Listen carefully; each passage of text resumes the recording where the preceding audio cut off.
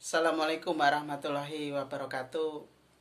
Salam buat rekan-rekan diskusi hukum dimanapun berada di seluruh Indonesia. Alhamdulillah kita masih bisa silaturahim dan bisa bertemu kembali. Mudah-mudahan kebaikan, rahmat, dan ridho Allah Subhanahu wa Ta'ala masih selalu beserta kita semuanya. Berita terupdate kali ini masih meneruskan polemik revisi Undang-Undang ITE ya. Jadi kemarin saya juga sudah memberikan pandangan umum saya, dan memang kalau menyikapi revisi Undang-Undang ITE ini kan memang ada publik yang percaya, ada yang tidak, kemudian ada yang percaya dengan tanda tanya itu kan. Artinya sanksi terhadap keberanian presiden khususnya itu kan, karena redaksional pasal 5 ayat 1 konstitusi itu kan memang kehendak dari presiden, kemudian nanti dirumuskan melalui sebuah surat presiden dikirim ke DPR. Nah, bagaimanapun tetap kita apresiasi, saya dan rekan-rekan tentunya yang menginginkan adanya revisi Undang-Undang ITE. Kenapa saya mengatakan seperti itu? Kita apresiasi bahwa melalui Kemenko Polhukam sudah dibentuk 2 tim. Artinya ada beberapa tim yang sudah dibentuk untuk menindaklanjuti benar dan tidak atau layak atau tidak nanti revisi Undang-Undang ITE. Nah, nanti sebelum saya bacakan lebih lanjut ya, nanti ini saya kutip beritanya. Mahfud MD bentuk 2 tim perumus revisi Undang-Undang ITE. Ini dari CNN Indonesia. Menko Polhukam Mahfud MD membentuk 2 tim guna menindaklanjuti opsi revisi Undang-Undang ITE. Tim tersebut akan mulai bekerja pada Senin 22 Februari 2021. Jadi sudah Senin kemarin sudah mulai bekerja.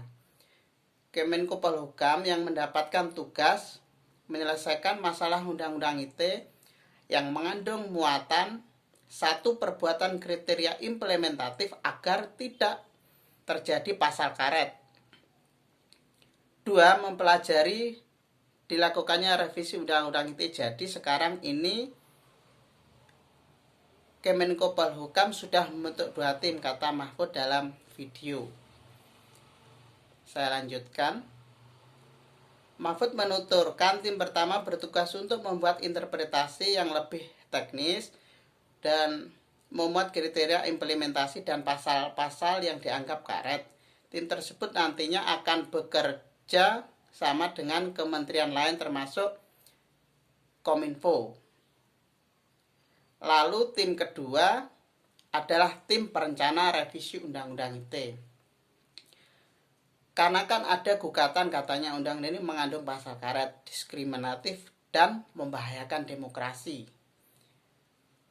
Mantan ketua MK itu mengatakan kedua tim tersebut nantinya akan melibatkan partisipasi warga dalam melakukan pekerjaannya. Nah, jadi memang kalau partisipasi warga ataupun publik ini memang penting ya dalam sebuah produk pembentukan peraturan perundang-undangan.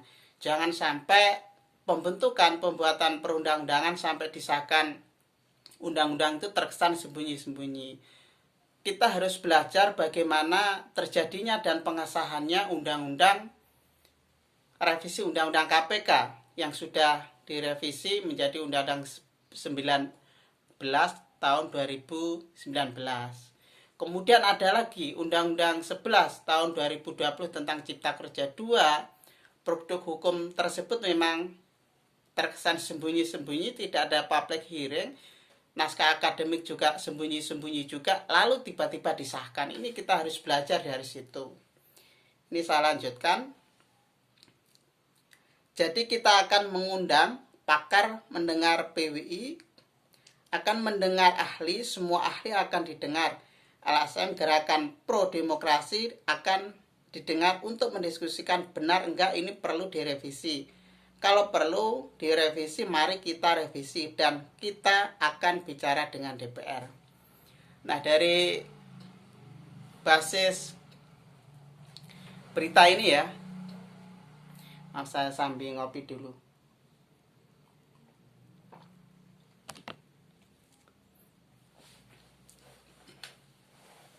Ya, saya lanjutkan. Jadi itu adalah konteks basis data sebagai berita ya. Tentunya akan mempunyai konsekuensi logis nanti dalam pandangan saya tentunya untuk mengikuti perkembangannya. Yang ingin saya sampaikan adalah bagaimana kita memahami konteks village atau kebijakan dari sebuah kementerian. Nah, kita ketahui bahwa adanya keputusan Menko Polhukam nomor 22 tahun 2021. Ingat, jadi di sana redaksional adalah keputusan, bukan peraturan. Jadi artinya lebih internal di bawah komando Kemenko Polhukam. Lalu kemudian dari tim tersebut memang kalau kita cermati ada tim pengarah, kemudian tim pelaksana. Tim pengarah ini kalau kita cermati dia di sana melibatkan 3 kementerian, artinya Kemenko Polhukam itu sendiri, kemudian Kemenkumham dan Kominfo, artinya masing-masing menteri yang bertanggung jawab plus penegak hukum yaitu Kapolri dan Jaksa Agung itu masuk tim pengarah. Siapa tim pelaksana? Kalau tim pelaksana ini ketua dan sekretarisnya masih berada di dalam internal Kemenko Polhukam. Nah, kemudian ada turunannya kalau kita cermati ada 2 sistem. Nah, jadi maaf agak bahasanya agak memang subsistem. Jadi ada 2 lagi yaitu tim perumus dan tim telaah. Di sana ada 23 orang. Tim perumus ini berada di Kominfo, kemudian tim telaah ada di Kemenkumham. Nah, kemudian coba mari kita cermati bersama bagaimana tim ini akan bekerja. Tim ini bekerja nanti kan kurang lebih 2 bulan. Jadi pasca 2 bulan tersebut melalui kebijakan ataupun dari hasil tim yang dibentuk apakah layak dan tidak itu kan. Nah, kemudian yang perlu kita cermati adalah tim perumus.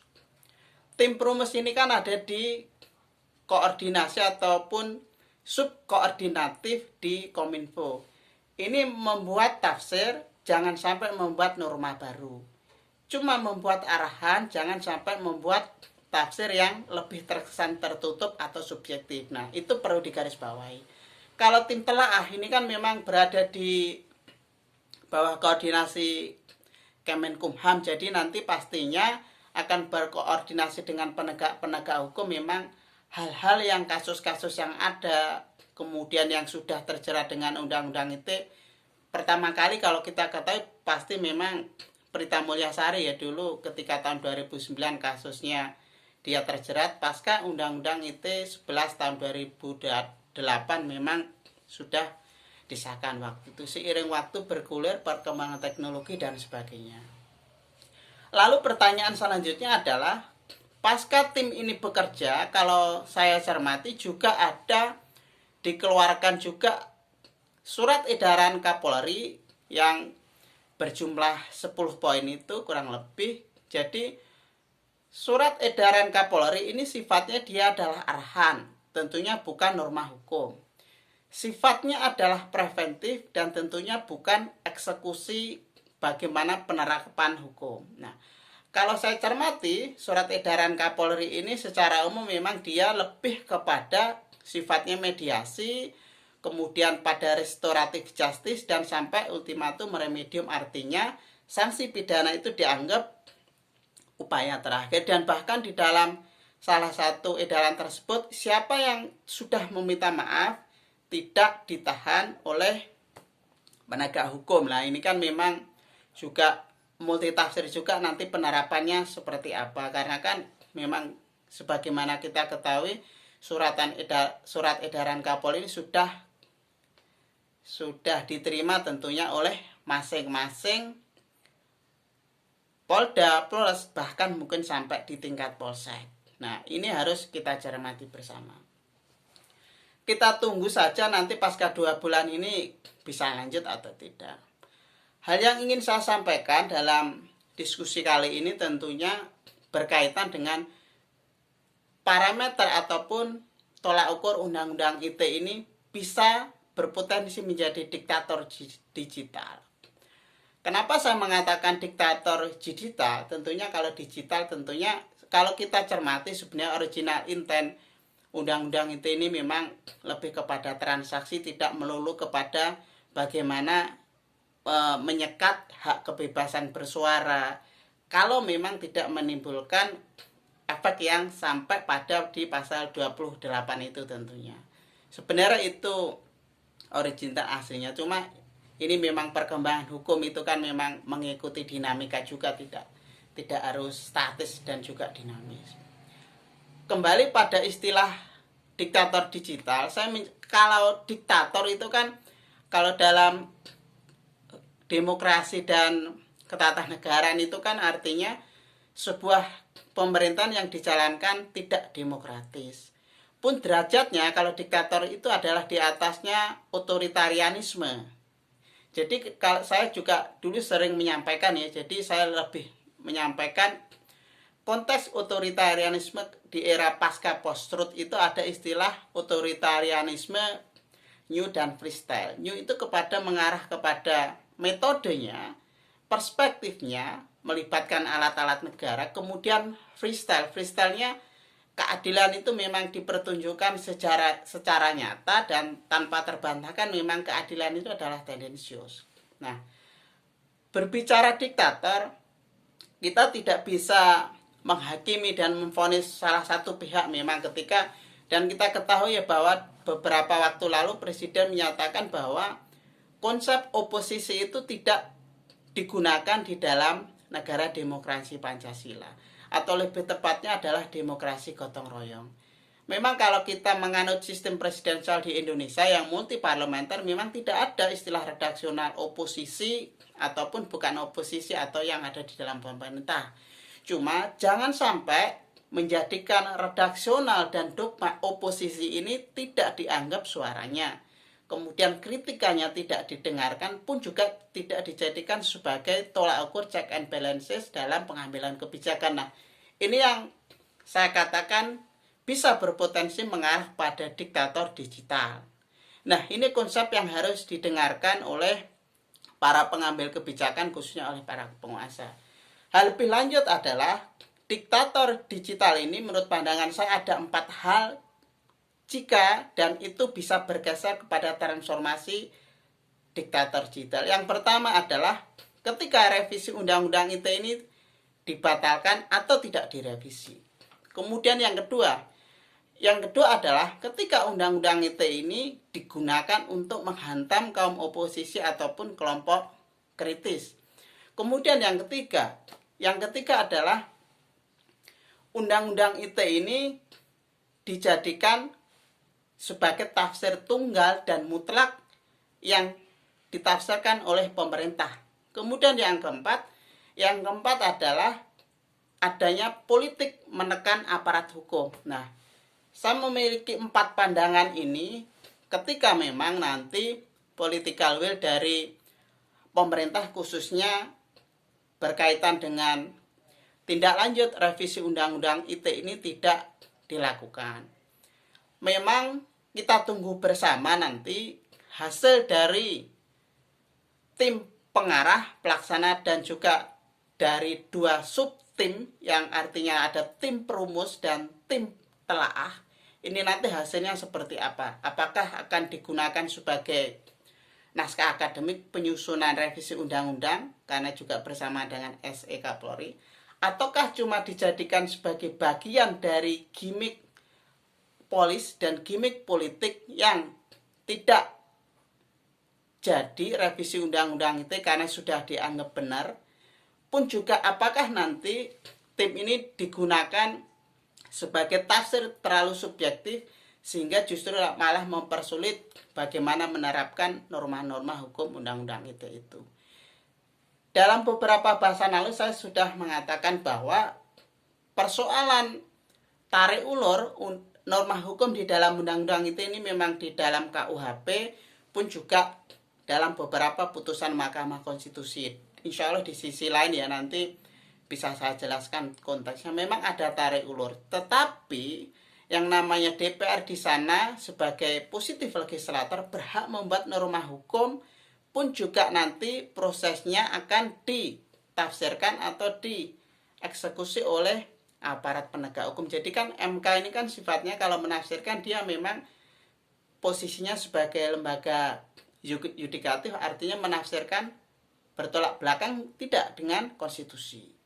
Kalau DPR di sana positif legislator artinya membuat norma baru.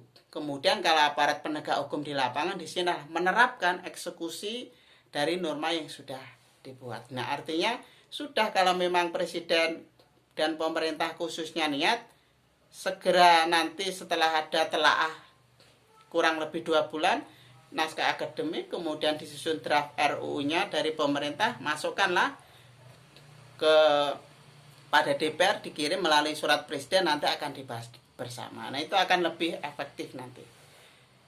Demikian ya rekan-rekan dari pandangan yang sudah bisa saya sampaikan, insya Allah bisa disambung lain waktu. Beda jangan ngambekan, beda jangan baperan. Berbeda karena kita saudara, berbeda karena kita Indonesia. Kita sama-sama belajar bareng, mudah-mudahan bermanfaat.